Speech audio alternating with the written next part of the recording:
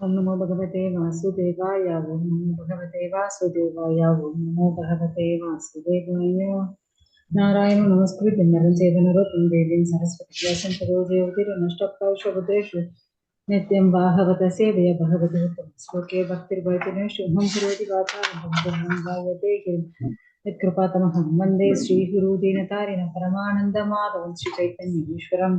ओम अज्ञानतिमिरान्धस्य ज्ञानागणशलाकया चक्षुरुन्मीलितं तस्मै श्रीगुरुवे नमः। जय श्री प्रभु, जय श्री हरे कृष्णा. நாம பகவத்கீதை உண்மை உருவில் 10வது அத்தியாயம் பூரணத்தின் வைபவம் அதை பார்த்துட்டு இருக்கோம். ஒரு நிமிஷம் மியூட் பண்ணிதான். ஹரே கிருஷ்ணா. நம்ம லாஸ்ட் கிளாஸ்ல என்ன பார்த்தோம் அப்படின்னா, ஆதித்யர்களில் நான் விஷ்ணு. 12 ஆதித்யர்கள் இருக்காங்க, அதுல நான் வந்து விஷ்ணு அப்படின்னு பகவான் சொல்றாரு. அதே போல பிரகாசிக்கும் ஜோதிகளில் நான் வந்து சூரியன். அதே போல மருத்துக்களில் நான் வந்து மரீச்சி. நட்சத்திரங்களில் நான் வந்து நிலவு அப்படின்னு பகவான் வந்து சொன்னாரு.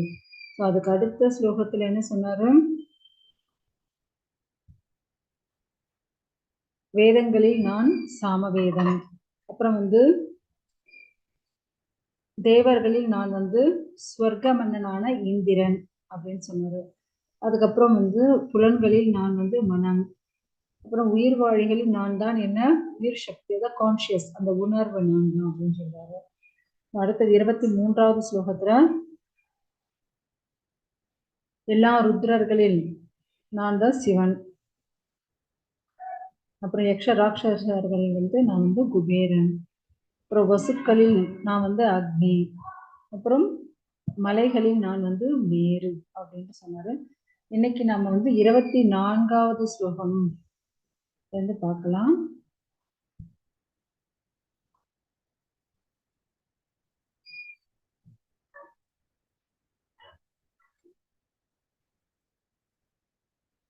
புரோதசாம் ச முக்கியம் மாம் வித்தி பார்த்த ப்ருஹஸ்பதிம் சேனானீனாம் அகம் ஸ்கந்தஹம் சரசாமஸ்மி சாகரஹம்.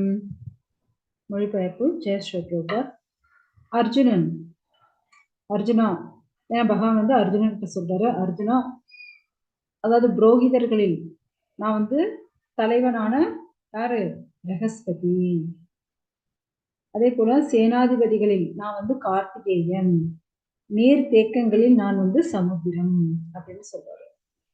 ஸோ புரோகிதர்கள் யாருன்னு சொல்ற பகவான் வந்து பிரகஸ்பதி, அதாவது தேவர்களுடைய குரு பிரகஸ்பதியா இருக்கேன். அதே போல சேனாதிபதி சண்டை போட்டு, அதாவது சேனாதிபதியா சண்டைக்கு முதலா நின்றுட்டு அந்த மொத்த படையே வந்து வழி நடத்தக்கூடியவர் தான் யாரு அப்படின்னா சேனாதிபதி. அந்த சேனாதிபதியா யார் இருக்கிறது, கார்த்திகேயன நான் தான் இருக்கேன் மகான் வந்து சொல்றாரு. அதே போல நீர் தேக்கங்களில் நான் தான் என்ன, சமுத்திரம். ஏன்னா அதை விட ஒரு பெரிய நீர்த்தேக்கம் வந்து கிடையாது, சமுதிரம் தான் இருக்கிறது பெருசு. அடுத்தது 25வது ஸ்லோகம். மகர்ஷீணாம் ப்ருஹுர் அகம் கிராம் ஏக்கம் அக்ஷரம் யஜ்ஞானாம் ஜப யஜ்ஞோஸ்மி சதா வராணாம் ஹிமாலயம். ஸோ மகரிஷிகளில் நான் ப்ருஹு. மகரிஷிகளில் நான் யாருன்னு சொல்றாரு, ப்ருஹு. அதே போல சப்தங்களில் நான் திவ்யமான ஓம்காரம், ஓம்னுட்டு அந்த சப்தம். அடுத்தது யாகங்களில் நான் நாம ஜபம், அவருடைய அந்த நாம ஜபம் தான் நான் அப்படின்னு சொல்றாரு. அசையாதவற்றில் நான் இமயமலை. ஸோ முக்கியமா ப்ருஹுன்னு சொல்லும் போது எனக்கு அந்த ப்ருஹுவோடைய அந்த ஸ்டோரி வந்து நம்ம பாகவதம் கிளாஸ்ல பார்த்தோம் இல்லையா. ஆக்சுவலா ஒரு வாட்டி ப்ருஹு முனிவர் வந்து அதாவது இந்த தேவர்கள் அசுரர்கள் வந்து பார்க்கடலை வந்து கிடைவாங்க இல்லையா? என்னாச்சு? மெசேஜ் இருக்கு, நான் பேசுறது கேட்கலையா? என்னம்மா மெசேஜ்? கிருஷ்ணா. ஸோ ஒரு வாட்டி என்ன ஆச்சு அப்படின்னா, தேவர்கள் அசுரர்கள் 2 பேரும் என்ன பண்றாங்க, சமுதிரத்தை கிடையாது. இப்போ எதுக்காக? அமிர்தத்துக்காக. அப்படி கடையும் போது நிறைய பொருட்கள் அங்கே வந்து வருது. ஸோ அந்த டைம்ல யாரு, பிருகுமுனியும் அங்கதான் இருக்கார். தேவர்கள் சைடுல இருந்து எல்லாரும் கடந்துட்டு இருக்காங்க. அப்படி கடந்துட்டு இருக்கும்போது என்ன ஆகுது அப்படின்னா, அப்பதான் வந்து மகாலட்சுமி வெளியே வருது. ஸோ மகாலட்சுமி அவ்வளவு ஒரு அழகாக இருக்காங்க. அவங்க நேரா போய் அவங்க கையில வரும்போது ஒரு மாலையோட வராங்க. யாரை போய் திருமணம் செஞ்சுக்கிறாங்க? விஷ்ணுவை வந்து திருமணம் செஞ்சு விஷ்ணுக்கு கழுத்துல மாலை போட்டு அவங்கள திருமணம் செஞ்சுக்கிறாங்க. ஸோ அப்போ அந்த மகாலட்சுமியை பார்க்கும்போது அப்படி ஒரு ஆனந்தம் யாருக்கு, எல்லாருக்கும் ஏற்பட்டு, அது பிருகு மகரிஷிக்கு மகாலட்சுமி பார்த்த உடனே தனக்கும் இப்படி ஒரு பெண் இருந்தா நல்லா இருக்குமே, நானும் இப்படி. அப்ப வந்து சமுத்திரராஜன், சமுத்திரத்துல இருந்தா நம்ம வெளியே வந்தது. ஸோ இப்ப சமுத்திரன் வந்து என்ன ஆனாரு, விஷ்ணுக்கு மாமனார் ஆயிட்டாரு. ஸோ அதே போல நானும் வந்து மகாலட்சுமிய எனக்கு ஒரு குழந்தையா பிறக்கணும், அதே போல நான் வந்து மாமனாரா இருந்து விஷ்ணுவுக்கு என்னுடைய பெண்ணான மகாலட்சுமியை திருமணம் செஞ்சு கொடுக்கணும் அப்படின்னு அவர் வந்து ஆசைப்படுறாரு. ஸோ ஆசைப்பட்டு அதே போல என்ன பண்றாரு, இவர் வந்து தபம் பண்ண ஆரம்பிக்கிறார். தபஸ் பண்ண ஆரம்பிக்கும் போது அப்ப வந்து கேட்குறாங்க, மகாலட்சுமி வந்து கேட்குறாங்க, என்ன வரம் வேணும் உங்களுக்கு அப்படின்ட்டு. எனக்கு வந்து நீங்க வந்து பெண்ணா பிறக்கணும், என்னுடைய பெண்ணா வரணும் அப்படின்ட்டு. சரி, ஓகே அப்படின்னுட்டு ஸோ அவங்க வந்து இவங்களுக்கு பெண்ணா பிறக்கிறாங்க. பார்கவின்ற பெயரோட பெண்ணா இருக்காங்க. அப்படி இருக்கும்போது இவங்க வந்து மகாலட்சுமியா இருந்து அதே போல மகாவிஷ்ணுக்கு இவர் வந்து திருமணம் செஞ்சு கொடுக்குறாரு. அப்படி திருமணம் செஞ்சு கொடுக்க, ஏன்னா ஒரு சின்ன சின்ன விஷயத்த கூட அவங்க வந்து எவ்வளவு பகவான் மேல அவங்க ஈடுபட்டு இருக்காங்க, அவங்க எதுக்காக கேட்கறாங்க, அதையும் பகவான் வந்து பார்த்துட்டே இருக்கு. முக்கியமா என்னன்னா, இங்க வந்து அந்த மகாவிஷ்ணுக்கு நான் மாமனார் ஆகணும், அதுதான் முக்கியம். ஸோ அதனாலேயே மகாலட்சுமி என்ன பண்றாங்க, அதை வந்து சாங்ஷன் பண்றாங்க. அதே போல ருக்குமுனி என்ன பண்றாரு,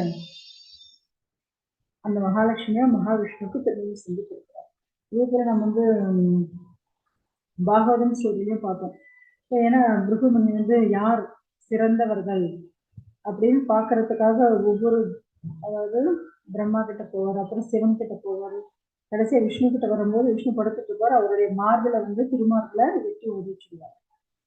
ஸோ அப்போ வந்து அவர் வந்து அந்த பிருகுமுனியுடைய காலை பிடிச்சிட்டு, என்னுடைய ஹிருதயம் வந்து ரொம்ப என்ன கடினமானது, ஆனா உங்களுடைய பாதம் வந்து ரொம்ப மென்மையானது, என்னுடைய இதயத்துல அந்த கடினமான இதயத்துல பட்டு உங்க பாதம் ஏதாவது வலிச்சுதான் அப்படின்னு அவருடைய காலை பிடிச்சிருப்பாரு மகாவிஷ்ணு.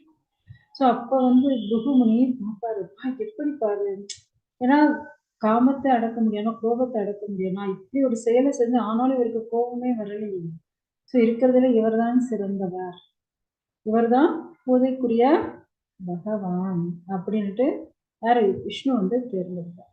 அது போல ரொம்ப சிறந்த முனிகள்ல ஒருத்தர் யாரு அப்படின்னா பிருகு. அதே போல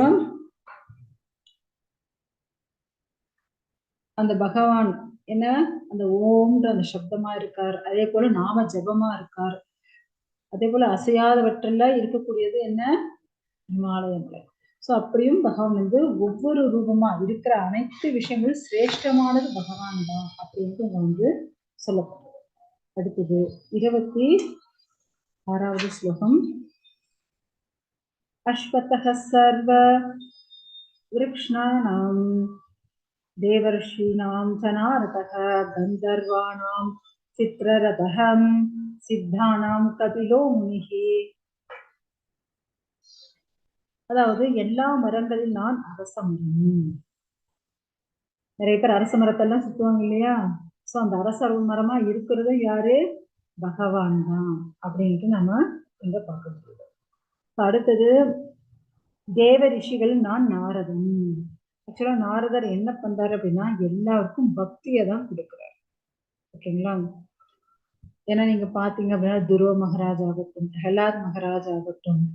ஸோ அது போல ஏன்னா நீங்க ராவணன் எல்லாம் பாத்தீங்க அப்படின்னா ராவணன் பார்த்து எல்லாரும் பயப்படுவாங்க. ராவணன் எதிர போய் நிக்க ஏன்னா எதிர் யாராவது நின்று பேசுனா போதும் உடனே அவங்கள தலையே வெட்டிடுவாங்க. ஆனா நாரதர் போய் என்ன பேசினாலும் சரி அவருக்கு கோபமே வராது. ராவணனுக்கு கோபமே வராது. ஏன்னா நாரதரை பார்க்கும்போது ஏன்னா அவங்க வந்து ஒரு பகவானுடைய ஒரு ரூபம் தான். ஸோ அதனால நாரதர் வந்து எல்லாருக்கும் நல்லதை செய்யக்கூடியவர், அதே போல பக்தி அனைவருக்கும் கொடுக்கக்கூடியவர். ஸோ நீங்க பாத்தீங்க அப்படின்னா ஸ்ரீமத் பாகவதத்துல நமக்கு வந்து அந்த பிரச்சேதஸ்கள், பிராச்சீன வர்கி, ஸோ எல்லாருடைய ஸ்டோரி நம்ம எடுத்தோம் அப்படின்னா எல்லாத்துலயும் நமக்கு நாரதர் இருப்பார். ஸோ வியாசர் ஸ்ரீமத் பாகவதத்தை எழுதுறதுக்கு காரணமும் நாரதர் தான். ஓகேங்களா? அடுத்தது கந்தர்வர்களில் நான் சித்திரரதன், அதே போல சித்தர்களில் நான் கபில முனி. ஸோ கபில முனியை பத்தி நம்ம நேற்று தான் பார்ப்போம். அடுத்தது 27வது ஸ்லோகம். உச்சஸ்ரசம் அஸ்வானாம் வித்திமாம் அம்ருதோத்பவம் ஐராவதம் கஜேந்திராணாம் நராணாம் ச நராதிபம். ஸோ அடுத்த 27வது ஸ்லோகம். ஒரு நிமிஷம் ஸ்கிரீன் சேஞ்ச் பண்ணிக்கலாம். 27.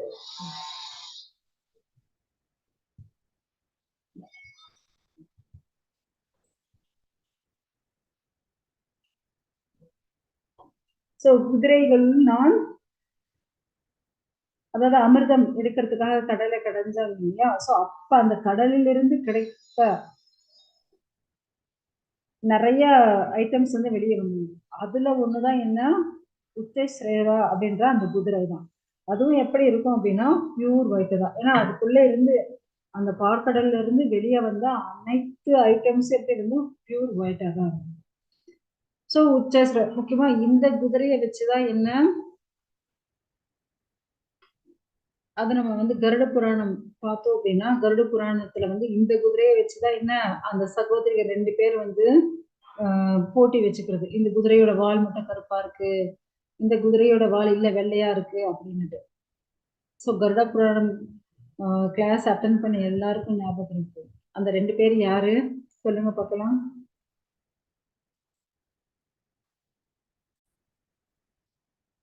ரெண்டு பேர் சகோதரிகளுக்குள்ள போட்டி நடக்கும்.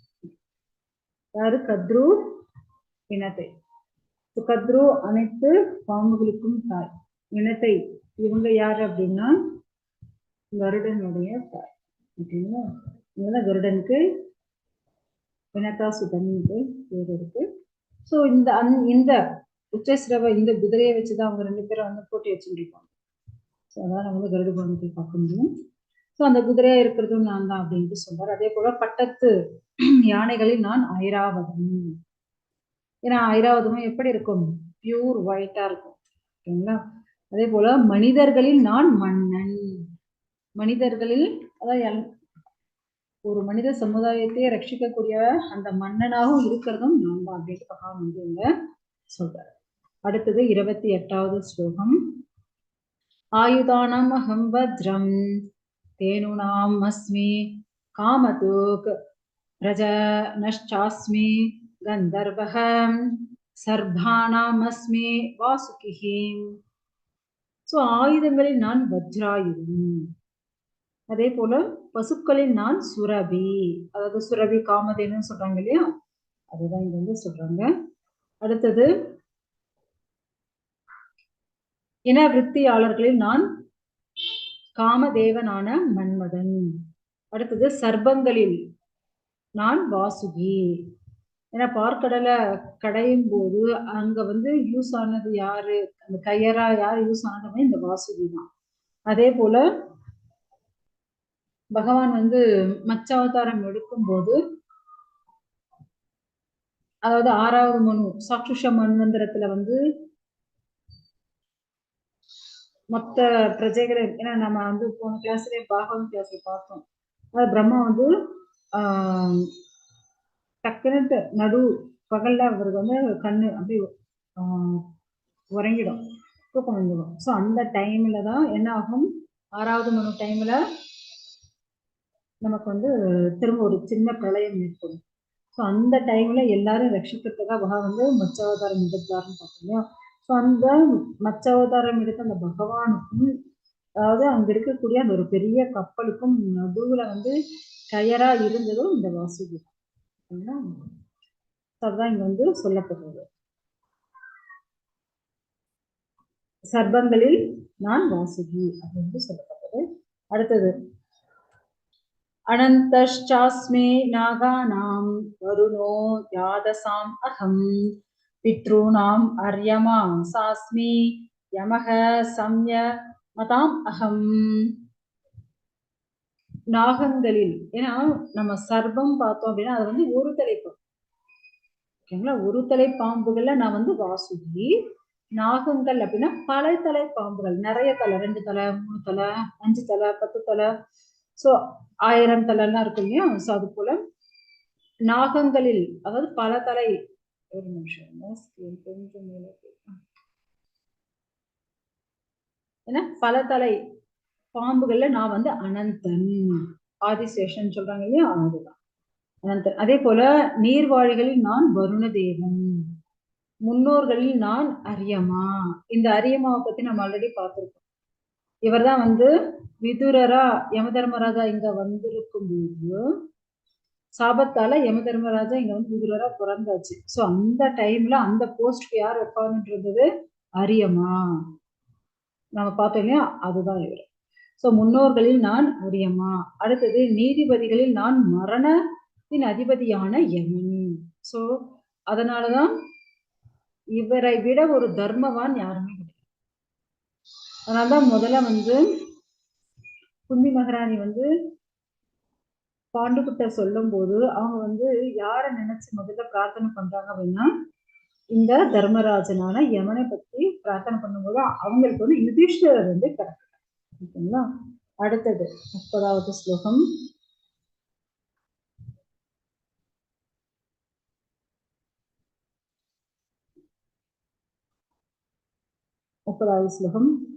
प्रहलादश्चास्मि दैत्यानां कालः कलयताम् अहं मृगाणां च मृगेन्द्रोऽहं வைனரேயश्च பக்ஷினாம். தைத்திய அசுரர்களின் பக்தியில் சிறந்த பிரகலாதன். சோ அசுரர்கள் யாருன்னு சொல்றார் பகவான் வந்து பிரகலாதனாக இருக்கார். அடுத்தது அடக்கி ஆள்பவற்றில் நான் காலம், ஏன்னா காலம் டைம் இதை வந்து யாராலையும் திரும்ப எடுத்துட்டு வரவே முடியாது. இந்த டைம் இந்த டேட் முடிஞ்சுன்னா முடிஞ்சதுதான். ஸோ அதனால காலம் என்ன மாற்றங்கள் நடந்துட்டே இருக்கும், அதை நிறுத்துறது சாத்தியமே கிடையாது. அடுத்தது மிருகங்களில் நான் சிங்கம், ஏன்னா காட்டுக்கு ராஜா யாரு? சிங்கம் தான். அடுத்தது பறவைகளில் நான் கருடன் அப்படின்னு பகவான் வந்து இங்க சொல்றாரு. ஏன்னா மற்ற பறவைகளுடைய வேகம், சின்ன குருவிதெல்லாம் கொஞ்சம், அதே ஒண்ணு கொஞ்சம் பெரிய பறவை இன்னும் கொஞ்சம் அதிகமா இருக்கும். ஸோ இப்படி இருக்கும்போது கருடனுடைய வேகம் எப்படி அப்படின்னா மனோவேகம், நம்ம மனசால ஒரு க்ஷணத்துல இங்கிருந்து எங்க வேணாலும் போயிட்டு வரும், அது போல அவ்வளவு வேகமா யாருது? கருடன். அவ்வளவு வேகத்தோட அவர் வந்து போகப்படுறார். ஏன்னா நான் இதுக்கு முன்னாடி இதை சொல்லியிருக்கேன்னு நினைக்கிறேன். அதாவது எல்லா தேவர்களுக்கும் ஒரு இடத்துல மீட்டிங் நடக்கும். ஸோ அப்போ வந்து அந்த மீட்டிங் எல்லாரும் வந்து அட்டென்ட் பண்றதுக்காக எல்லாரும் அவங்கவுங்க வாகனத்துல வருவாங்க. ஸோ அப்படி எல்லாரும் அவங்கவுங்க வாகனத்துல வரும்போது யம தர்மராஜா கடைசியா தான், ஏன்னா அவரு அந்த எருவ மாடு இல்லையா, ஸோ அதை எடுத்து அப்படி விட்டுட்டு அப்படியே அங்க ஒரு நிறைய மரங்கள் இருக்கும், அங்க கரெக்டா அந்த குறிப்பிட்ட அந்த மரத்துல அந்த குருவி இருக்கும். அந்த குருவியை பார்த்து அப்படியே ஒரு ஸ்மைல் பண்ணிட்டு அவர் உள்ள போயிடுவார் மீட்டிங்காக. உடனே அந்த குருவி வந்து பயங்கரமா அழுதுட்டு இருக்கும். ஸோ ஏன்னா ஆல்ரெடி அங்க எல்லாரும் வந்தாச்சு, கடைசியா இப்ப வந்து பகவான் வர்றாரு. அங்க வந்து கருடன் வெளியே இருப்பாரு, இவர் உள்ள போயிடுறாரு. ஸோ விஷ்ணு உள்ள போயாச்சு மீட்டிங்க்கு. இப்போ வந்து கருடன் பார்க்குற அந்த குருவி தேம்பி தேம்பி அழுதுட்டு இருக்கு. ஏன் அழுதுட்டு இருக்க அப்படின்னு கேட்குறாரு. இப்போதான் நீங்க வர்றதுக்கு முன்னாடி யமன் வந்து போனாரு. தேவர்கள்ல அவர் தான் லாஸ்டா வந்தது. உள்ள போனாரு. போகிறதுக்கு முன்னாடி என்ன பார்த்து சிரிச்சுட்டு போயிட்டாரு அப்படின்னு. ஸோ ஒன்றும் இல்லை, ஒரு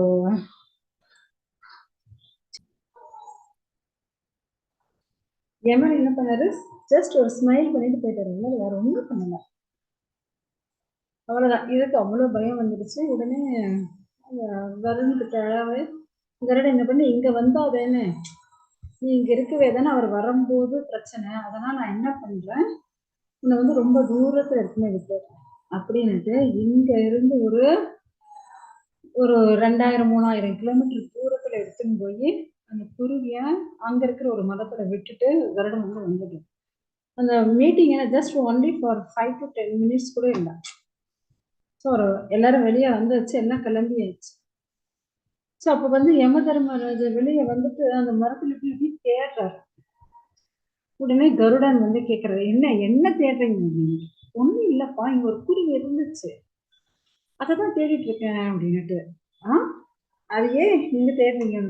அப்படி ஒண்ணும் இல்ல, பகவான் வந்து எந்தெந்த நேரத்துல யாருக்கு பிராணம் போகும்னு இருக்கும், அதை பார்த்துதான் நான் வந்து என்னுடைய டியூட்டியை வந்து பர்ஃபெக்டா பண்ணிட்டு இருக்கேன்.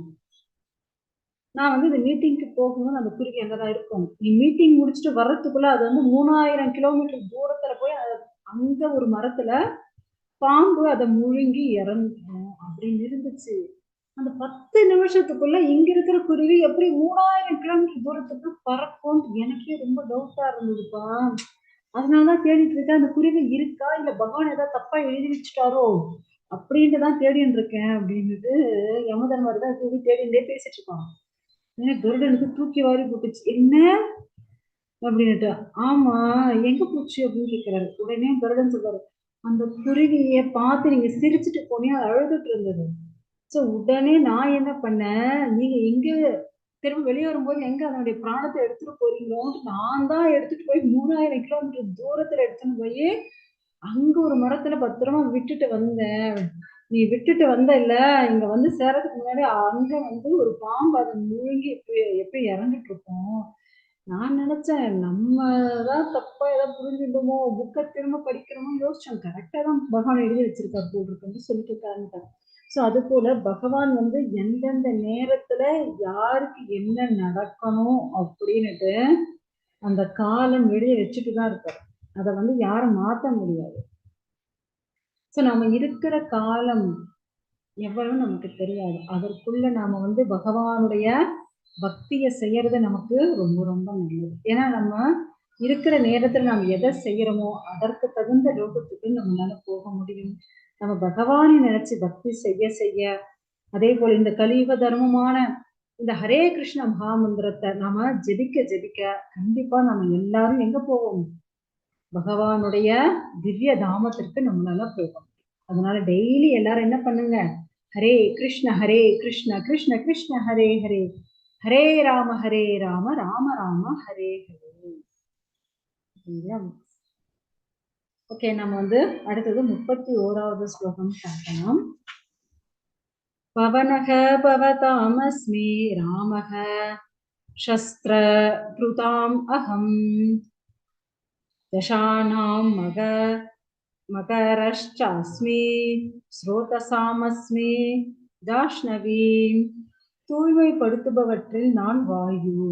சோ இங்க சுத்தப்படுத்தக்கூடிய விஷயங்கள்ல நான் வாயுவாக இருக்கிறேன், காற்றாக இருக்கிறேன்னு சொல்றாரு. அடுத்தது ஆயுதம் தரித்தவர்களை நான் ராமன். பாருங்க, பகவான் ஆயுதம் வச்சுட்டு இருக்கிறவங்க ஸ்ரீ ராமச்சந்திரமூர்த்தியா நான் தான் இருக்கேன்னு சொல்றாரு. அடுத்தது மீன்களில் நான் மகரமேன். ஓகேங்களா. பாயும் நதிகளிலே நான் கங்கை அப்படின்ட்டு பகவான் வந்து சொல்றாரு.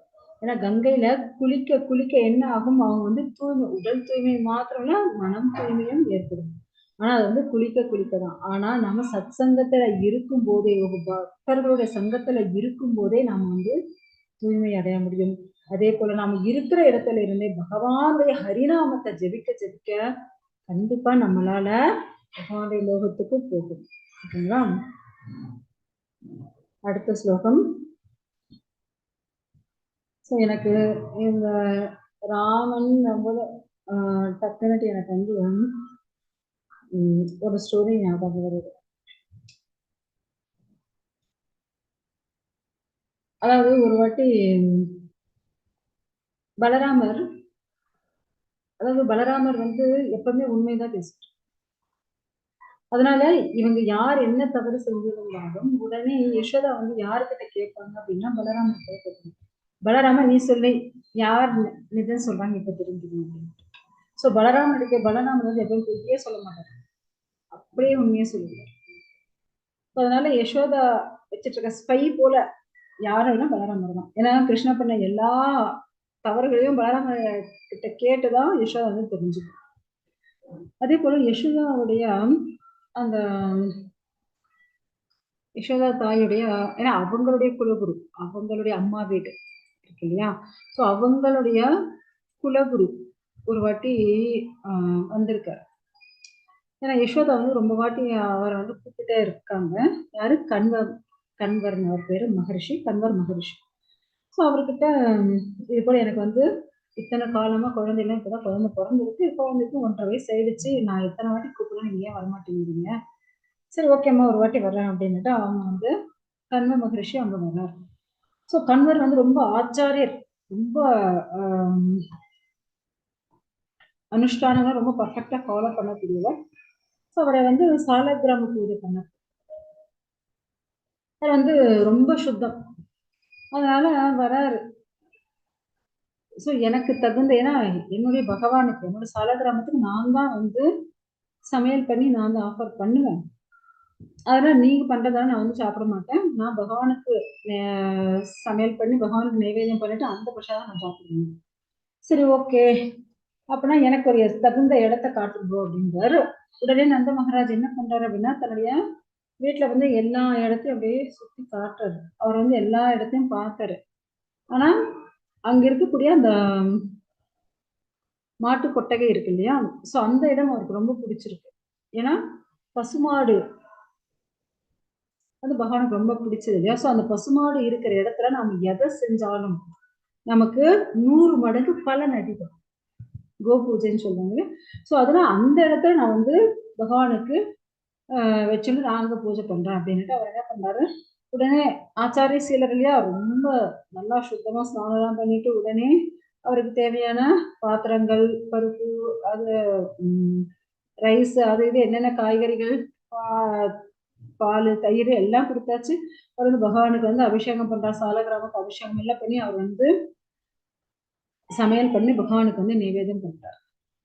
நிவேதம் பண்ணும்போது பகவானை, அது ஆக்சுவலா அந்த நிவேதம் பண்ணும்போது பகவானே நான் படைத்த அந்த உணவை வந்து நீங்க ஸ்வீகரிச்சுக்கோங்க அப்படின்ட்டு தான் அந்த ஸ்லோகத்தினுடைய அர்த்தம். உடனே அப்படி சொல்லும் போது உடனே 1.5 வயசு குழந்தை இல்லையா கிருஷ்ணா அப்படியே ஓடோடி, இவர் கண்ணை முடின்னு சொல்லிட்டு இருக்கார். உடனே கிருஷ்ணா ஓடோடி வந்து என்ன பண்றா, அங்க வச்சுட்டு இருந்த அங்க பகவானுக்கு நிவேதம் பண்ணி வச்சுருவா, உட்காந்து குழந்தை சாப்பிட்டு. சோ இவர் கண்ணு என்னடா சத்தம் கேட்குதுன்னு கண்ணை திறந்து பாக்குறாரு, பார்த்தா கிருஷ்ணா சாப்பிட்டு இருக்காரு. உடனே யசோதா யசோதான்னு கத்துறாரு. யசோதா அம்மா ஓடி வராங்க, என்னாச்சு சுவாமின்னு. கண்வர் மகரிஷிக்கு செம்ம கோவம் வந்துருச்சு. நான் பகவான் என்னுடைய சால கிராமத்துக்கு நான் ஆஃபர் பண்ணி வச்சுட்டு இருக்கேன், உன் பையன் ஓடி வந்து இப்படி சாப்பிட, என்ன குழந்தை இது? உடனே இந்த குழந்தை உடனே என்ன பண்ணு, வீட்டுக்குள்ள போட்டு பூட்டி வை, ரூமுக்குள்ள நல்லா லாக் பண்ணி வைங்க அப்படின்னு. சரின்னுட்டு இவர் என்ன பண்றாரு, நான் இப்ப என்ன பண்றது அப்படின்ட்டு அதை எடுத்து அப்படியே வச்சுட்டு இவர் திரும்ப ஸ்நானம் பண்றாரு. பகவானுக்கு சமைக்கணும் அப்படின்னா அவங்க ஒவ்வொரு டைமும் வந்து ஸ்நானம் பண்ணிட்டு அதுக்கப்புறம் திரும்ப பகவானுக்கு சமைக்கிறாங்க. திரும்ப ஸ்நானம் பண்றாரு, திரும்ப வந்து சமைக்கிறாரு. சரி அப்ப வந்து ஒரு 5 ஐட்டம் பண்ணாரு. இப்போ வந்து சரி ஓகே அட்லீஸ்ட் நம்ம ஒரு 2 ஐட்டம் பண்ணலாம், டைம் வேற ஆயிடுச்சு. சரி ஒரு 2 ஐட்டம் சமையல் பண்றாரு. 2 ஐட்டம் சமையல் பண்ணிட்டு பகவானுக்கு நிவேதம் பண்றாரு. அதே போல நிவேதம் பண்ணும்போது இவர் அந்த ஸ்லோகத்தை சொல்லி முடிச்சுட்டு கண்ணை மூடிட்டு இருக்குன்னு திரும்ப சத்தம் கேட்குது. என்னன்னு கண்ணு திறந்த பார்த்தா கிருஷ்ணா வந்து அந்த 2 ஐட்டம் எடுத்து சாப்பிட்டு இருக்காரு. இவருக்கு திரும்ப அந்த கன்வர் மகரிஷி பயங்கர கோபம் வந்துருச்சு. யசோதா என்ன பண்ணிட்டு இருக்க? என்ன புள்ளை இது? என்ன குழந்தை இவ்வளவு ஒரு சேட்டை பண்ணிட்டு இருக்கா இவன்? நான் உன்னை உள்ள வச்சு பூட்ட தானே சொன்னேன். சுவாமி நான் 2 பூட்டு போட்டு தான் பூட்டி தான் வச்சிருக்கேன் ரூமுக்குள்ள. எப்படிதான் அந்த ரூமுக்குள்ள இருந்து வெளியே வந்தேன்னு எனக்கே தெரியல அப்படின்னு திரும்ப யசோதா வந்து தூக்கிட்டு போறாங்க. ஏன்பா இப்படி நீ பண்ற? யசோதாக்கு ரொம்ப பேஜாராயிடுது. ஏன்னா அவங்களுடைய குலகுரு இல்லையா கன்வரும், தாய் வீட்டு குலகுரு அவரு.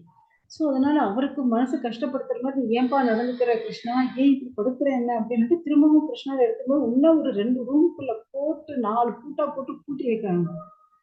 ஸோ கன்வர் மகரிஷி ரொம்ப பேஜாராயிடுது. என்னடா இது இந்த குழந்தை எப்படி பண்ணிட்டு இருக்காங்க அப்படின்ட்டு திரும்ப போய் இவர் திரும்ப ஸ்நானம் பண்றாரு. திரும்ப ஸ்நானம் பண்ணி திரும்ப இப்ப அதுக்கு ரொம்ப டைம் ஆயிடுச்சு. ஸோ அதனால வெறும் பாயசம் வரையும் செஞ்சிடலாம் அப்படின்னு பாலை ஊற்றி அதை வந்து பாயசம் செய்வார். ஸோ பாயசம் செஞ்சு சரின்னுட்டு பாக்குறாருப்பா யாரும் இல்லை வச்சுட்டு பகவானுக்கு திரும்ப நைவேத்தியம் பண்றாரு. நைவேத்தியம் பண்ணிட்டு இருக்கும் போதே சத்தம் கேட்குது. என்னன்னு கண்ணு திறந்த பார்த்தா அந்த கிருஷ்ணா பாயசம் எடுத்து சாப்பிட்டு இருக்கு.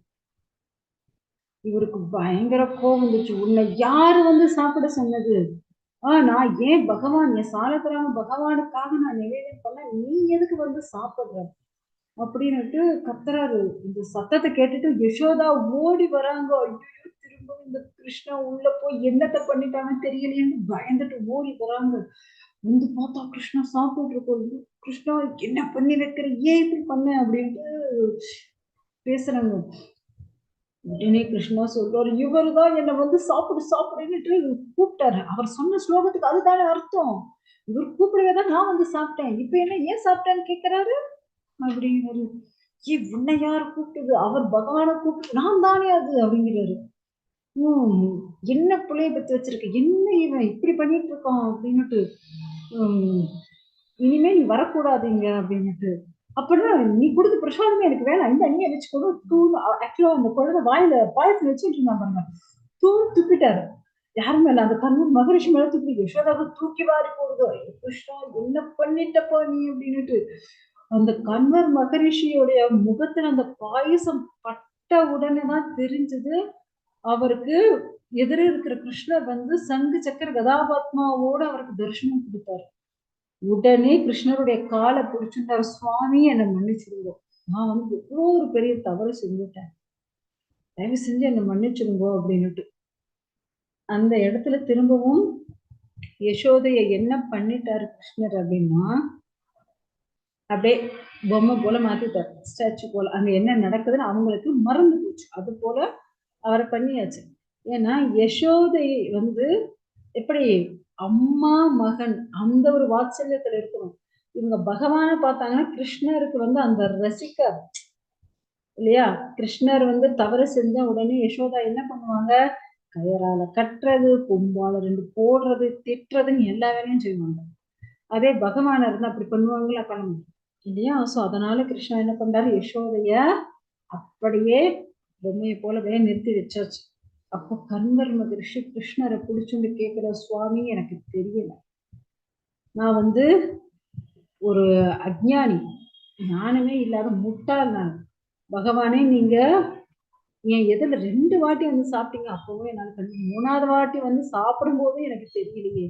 இப்ப நீங்களா பார்த்து இதுதாண்டா நான், இப்பயாவது எனக்கு தெரிஞ்சுக்கோடா, நீங்களா என்ன உங்களை வந்து வெளிப்படுத்துறீங்க, அப்பதான் என்னாலயே தெரிஞ்சுக்க முடியுது சுவாமி, தயவு செஞ்சு என்னை வந்து மன்னிச்சுடுங்க அப்படின்ட்டு அவர் வந்து கிருஷ்ணருடைய காலை பிடிச்சுட்டு கெஞ்சுறார்.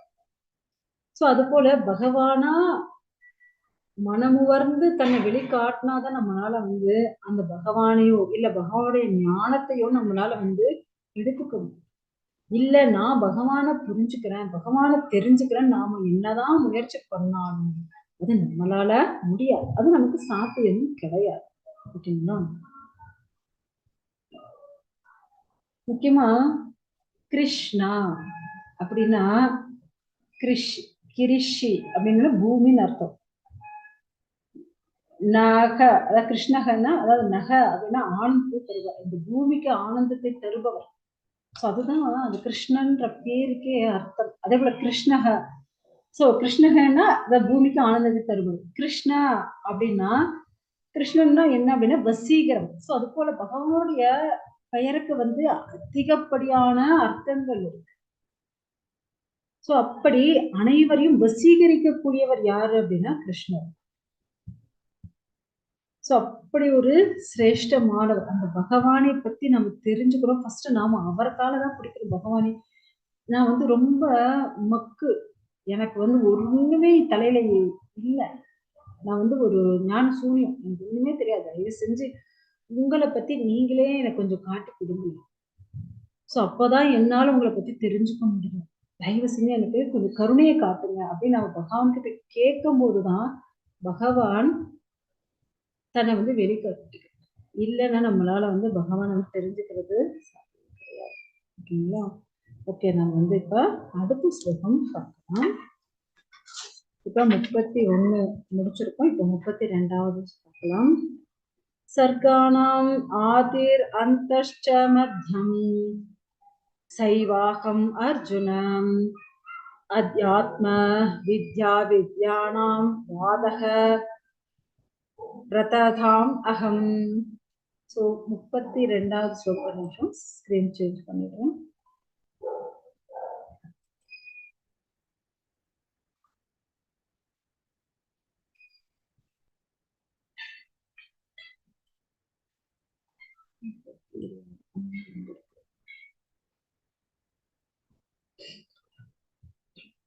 சோ எல்லா படைப்புகளின் ஆதியும் அந்தமும் நடுவும் நானே. சோ பகவான் இங்க என்ன சொல்றாரு, இந்த லோகத்தை சிருஷ்டி பண்றதுக்கு முதல்ல யார் காரணம்? காரணோதக சாட்சி. ஓகேங்களா? சோ அதே போல ரட்சிக்கிறது யாரு? முக்கியமா எல்லா அண்டங்கள் வெளியே வந்து காரணோதக சாவிஷ்ணு. இந்த அண்டத்துல சிருஷ்டி ஆரம்பிச்சதாவது கர்ப்போதக சாவிஷ்ணு. நம்ம ஹிருதயத்துக்குள்ள பரமாத்மா ஒரு க்ஷீரோதக சாவிஷ்ணு. இப்படி எல்லாமும் இருக்கிறது இந்த பகவான் தான். கடைசியில அழிச்சு திரும்ப தன்னுடைய வயத்துக்குள்ளே வச்சுக்கிறது இந்த பகவான் தான். சோ இப்படி எல்லாமே ஆதியும் அந்தமும் நடுவும் எல்லாமே நான் தான் அப்படின்னுட்டு அர்ஜுனனுக்கு பகவான் வந்து சொல்றார். அதே போல அறிவில் நான் வந்து ஆத்மாவை பற்றிய அறிவு. ஆக்சுவலா நீங்க பாத்தீங்க அப்படின்னா ஆன்மீகம்னா என்ன அப்படின்னா, ஆன்மீகம் அப்படின்னா ஆன்மாவை பற்றிய ஞானம் தான் என்ன ஆன்மீகம். சோ அந்த ஆன்மீகம்னாலே ஆன்மாவை பற்றிய ஞானம் தான். அந்த ஞானமே என்ன பகவான் தான். அடுத்தது விவாதிப்போரில் நான் முடிவான உண்மை. சோ இப்படி வாதம் செஞ்சுட்டு இருக்கும்போது அதுல இருக்கக்கூடிய உண்மை யாரு அப்படின்னா பகவான். அடுத்தது அக்ஷராணாம் அகாரோஸ்மி வந்த்வா சமாசி கஸ்யச அகம் ஏவாக்ஷயः காலோ ததாஹம் விஸ்வதோ முகம். எழுத்துக்களில் நான் முதல் எழுத்தான அகாரம்.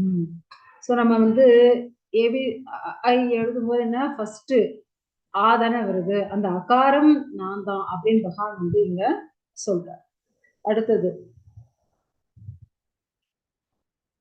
கூட்டு சொற்களில் நான் வந்த. அடுத்தது தீராத காலமும் நானே தான். படைப்பாளிகளின் நான் தான் யாரு? பிரம்மா. ஏன்னா ஃபர்ஸ்ட் கிரியேஷன் பண்ணது யாரு? விஷ்ணு. செகண்ட் கிரியேஷன் பண்றது யாரு? பிரம்மா. அதுவும் நான் தான் அப்படின்ட்டு பகவானே இங்க வந்து சொல்றார். அடுத்தது 34வது ஸ்லோகம். மிருத்யுஹு சர்வ ஹரஷ்டாஹம் உத்பவஷ்சபம் விஷதாம் கீர்த்திஹி ஸ்ரீர் வாக்ச நாரீணாம் சம்ருதிர் மேதாத்ருதிஹி க்ஷமாம். நானே ஒரு நிமிஷம் லாஸ்ட்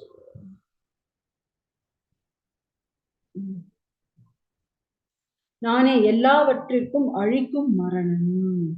ஏன்னா பிரம்மா வந்து தூங்குற அந்த நேரத்துல பூ புவக சுவக, சோ அது எல்லாத்தையும் பிரளய நீருக்குள்ள இருக்கும். அதுக்கப்புறம் பிரம்மாவோட ஆயுஷே முடியும் போது அப்ப மொத்த இந்த பிரபஞ்சமும் பகவானுடைய வயிற்றுக்குள்ளதான். இது போல அனைத்துமே என்ன பகவான் தான். எல்லாத்தையும் அழிக்கக்கூடிய நம்ம வந்து பிரளயம் பார்க்கிறோம்.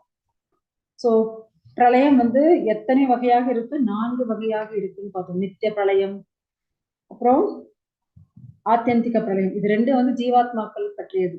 நித்திய பிரளயம் அதாவது நம்மளுடைய இந்த உடம்பு விட்டு இன்னொரு உடம்பு எடுத்துக்கிறது. ஆத்தியந்திக பிரளயம்னா இந்த ஜீவாத்மா இந்த லோகத்தையே விட்டுட்டு பகாட லோகத்துக்கு போயிடுறது. அடுத்தது நைமித்திக பிரளயம்னா பிரம்மா வந்து தூங்குற நேரத்தை பூ குருவா சொல்லுவாங்க. அந்த 3 வந்து தண்ணிக்குள்ள இருக்கும். ஸோ அது லாஸ்ட் பிரம்மாவோட ஆயுளே முடியும் போது, பிரம்மாவோட ஆயுட்காலம் முடிஞ்சதுக்கு அப்புறம் மொத்தமே பிரளயம் ஏற்படும். அது என்ன? பிராகிருத பிரளயம். ஸோ இதுதான் இட்ஸ் 4 டைப்ஸ். எல்லாமே என்ன அப்படி பகவான் வந்து சொல்றாரு. அதே போல உருவாகுபவை அனைத்திற்கும் உற்பத்தி நான் தான். எல்லாத்தையும் உற்பத்தி பண்ணக்கூடியதும் பகவான் தான். அதே போல பெண்களின் புகழ், அதிர்ஷ்டம், அழகிய பேச்சு, ஞாபக சக்தி, அறிவு, உறுதி, பொறுமை எல்லாமே நான் தான் அப்படின்ட்டு பகவான் வந்து சொல்றாரு. பாருங்க, எல்லாருக்கும் ஒவ்வொரு விஷயம் தான் சொன்னார். ஆனா பெண்களுக்கு எத்தனை இருக்கு பாருங்க. புகழ், அதிர்ஷ்டம், அழகிய பேச்சு, ஞாபக சக்தி, அறிவு, உறுதி, பொறுமை. இந்த 6மா இருக்கிறதே யாருக்கிட்ட? பகவான் பெண்கள் கிட்ட இருக்காரு அப்படின்னு சொல்லப்படுது. ஸோ அதனால நாம இந்த 6ஐயும் வந்து பர்ஃபெக்டா ஃபாலோ பண்ணணும். 7 இருக்குல்ல, புகழ், அதிர்ஷ்டம், அழகிய பேச்சு, ஞாபக சக்தி, அறிவு, உறுதி, பொறுமை. Okay, correct. 7 விஷயங்கள் இருக்கு. ஸோ இந்த 7மா இருக்கிறதும் பகவான் தான். ஸோ அதனால இந்த 7ஐயும் நம்ம வந்து, ஏன்னா பெண்களுக்கு இந்த 7 இயல்புகள் கண்டிப்பா இருக்கணும். நம்ம கிட்ட ஏதாவது ஒண்ணு இது இல்லாம இருக்கலாம். அதை நம்ம வந்து வளர்த்துக்க முயற்சி பண்ணலாம். சரிங்களா? ஓகே, இது வரை ஏதாவது சந்தேகம் இருக்குங்களா? இல்ல கண்டினியூ பண்ணலாமா? டைம் இருந்துச்சா?